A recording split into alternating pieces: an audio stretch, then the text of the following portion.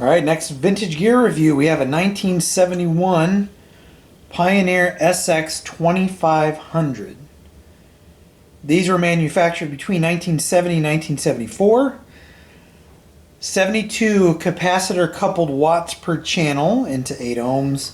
Dimensions are 19.5 by 6 by 15.5 and comes in at a weight of 33 pounds.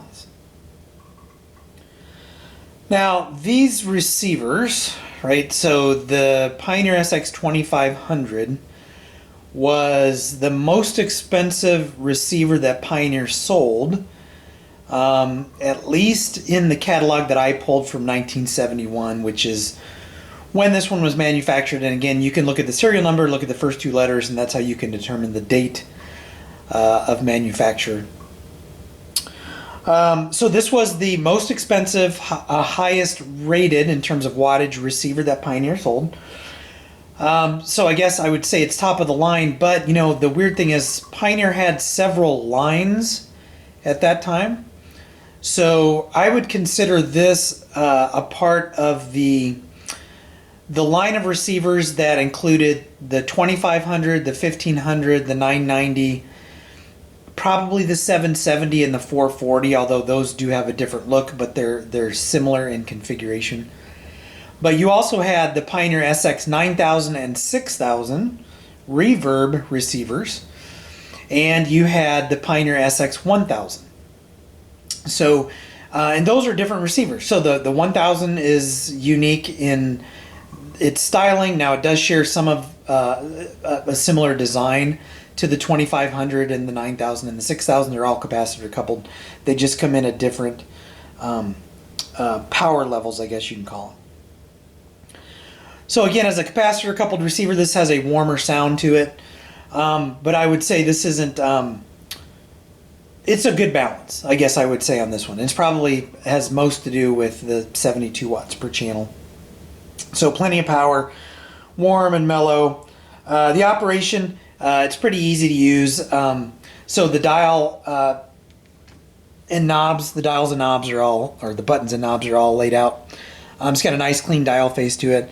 So you've got power on, speakers power on, speakers A, B, and then A and B. You have bass and treble. Now these are stepped, so they're going to click, right, for each level that you go to. Bass, treble, high and low filter. Then you can do stereo, reverse, left, right, or left plus right. You have tape monitor A and B. You have a loudness button. You have volume and balance, right? So the inner sleeve is balance, the outer sleeve is volume, or knob, I guess. You have stereo mono, I think, MPX noise filter. That might not be stereo mono. You have phono 1 and phono 2, and then you have your selector knobs, AM, FM mono, FM auto, phono, auxiliary 1, auxiliary 2, and then you have FM stereo local, FM stereo station, local station, FM muting, and I think that changes the sensitivity of the tuner, but I don't know. I'll include it here. The coolest feature, right, of this, though, well, before I get to the coolest feature, ease of operation, pretty easy to connect, interact with. One thing that you do have to keep in mind with these, though, is this, I think all the receivers, right, that I mentioned earlier all use Pioneer's speaker adapter plugs. And they're typically, you know, if you get these with a set, you may get one set. I don't know if they ship with multiple sets, but you can hook up multiple sets of speakers to these. And sometimes you have to find a speaker plugs. You can make some, but I've never really liked the way that those look if you make your own. So the coolest feature of this, and I had this in my garage for a long time, this was my garage receiver, right, is the auto tuner. So you just hit the button, and it goes and it finds the next station, and the tuner moves, the tuner dial moves, which I think is just really neat. Right, now I don't have an antenna down here hooked up to this, but you can kind of see in its operation. I don't know how many manufacturers made these. I know you have the Pioneer 2500. There's an Allied variation of this.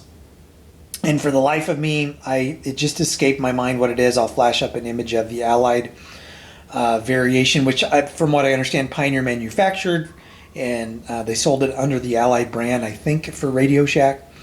Then I think the Kenwood 61, is it the 6170? There's some Kenwood receiver that does the same thing, and I'm sure I'm missing more, but I think that's just a really cool feature to tune in stations, and it works on AM or FM. Because I'm like a talk radio guy, when I'm not filming, right, when I'm not recording, I will listen to talk radio or sports talk, and then I'll bounce over to music occasionally. And I use this, the auto tuner function on both AM and FM. Worked really great. Serviceability, I would say I have not worked on this one. I have worked on several 990s. I've worked on several 1000s. I've worked on a 770. It was one of my earliest repairs. They're all very similar.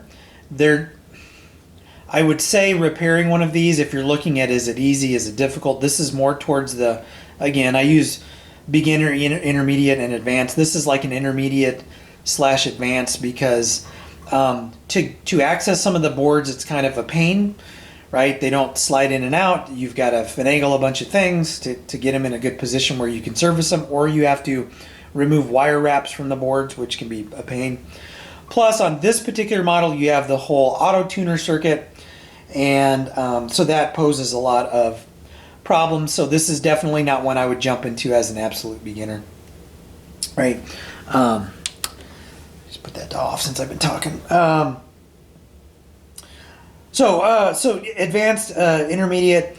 In terms of common problems with these, again, I have not serviced any of these, and this is just by going by what I have read on like Audio Karma and other forums. The auto tuner circuit can be a problem, so can the FM section, right? That's pretty complex to troubleshoot. And then beyond that, though, you just have the problem of out of spec capacitors and failing transistors. Alignment of the FM section is pretty goofy. And then alignment of the amplifier. And I haven't looked at the manual on this, again, because I haven't worked on it, but I don't know that there's service information in terms of aligning the amplifier. Again, there might be on this one, but I know on like the 770 and the 990, there are some posts on Audio Karma that talk about how to adjust the bias, I guess, or the idle current, right? Yeah, so in terms of other common issues, I really don't know because, again, I haven't serviced one of these. But just in my experience servicing the family, those should be the common problems, and they're a little bit more on the difficult side to service. All right, in terms of prices, what you could expect to pay for one of these, and I'm shocked. Although I will say one thing. The aesthetic of these, I'm not really down with how the knobs are presented on this, and that's just me. The 990 is the same. I'm not a fan of the black plastic, or Bakelite, whatever this is, the black plastic knobs, and then the silver. It's not homely by any stretch of the imagination. I'm just not really down with the look. If I compare this to like a Marantz, I think the Marantz looks better. If I compare this to a 939 or a 1010, the 1010 looks better. So. But again, that's just me. So anyway, going back to what you could expect to pick one of these up for. Now, I found very few sales on eBay. And again, I've been looking for stuff for years, so I go by my memory as well, as good as my memory can be. But to get one of these, I would say, in reconditioned or restored, right, you're probably looking at $600 or more, depending upon what's been done. And that's assuming, the cabinet, which is, it's solid veneer, so it's not, a vinyl wrap or anything like that. The cabinet not beat to hell, and, recapped, and new lamps, and everything's working just fine, and you got a full set of speaker plugs, and, there aren't any cosmetic issues.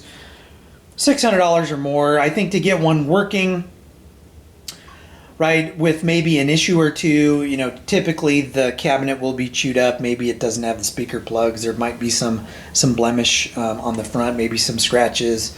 You know, maybe a knob is missing or something like that. Although I would, if something's missing a knob, I would put it out for parts. But I would say around $4 to $4.50 is probably a good price for one of these. And then to get one not working, I've seen them, under $300. But again, when if you get one of these not working and you want to bring it back to life, you're going to be dealing with some cosmetic issues, very likely. You're probably going to be dealing with an FM auto tuner that does not work. There might be some other issues. Again, this is capacitor coupled, so there's no protection circuit per se in this, in terms of like a relay, but there may be issues with problematic transistors, almost definitely, out of spec caps, almost definitely. It's basic issues like that. So, under $300 for one that you can work on, over $600 for one that's restored. So, like pricing this one, I'd probably price this one. And again, this one is spoken for, so it's going to a new home. Probably $600, to start. Then you can go up or down from there. And again, those are Omaha, Nebraska street prices, right? Not West Coast or East Coast prices, or if I had a high-end boutique where I'm selling, this alongside of newer, higher-end gear like Macintosh or Luxman or high-end Marantzes, then probably ask a little bit more for it. You can see people ask crazy prices, but people ask crazy prices for everything. It doesn't mean they're ever going to get it. So overall, really cool receiver. Again, if this look is for you, again, the look isn't really much. It doesn't do much for me. I got this because I was on a capacitor coupled kick, and I've said in my videos how I love the sound of capacitor coupled receivers. But so I picked this up, 72 watts per channel. But I just don't listen to it anymore. And I've replaced this in my garage with a Stereotech because I'm kind of going all Macintosh and old Sony.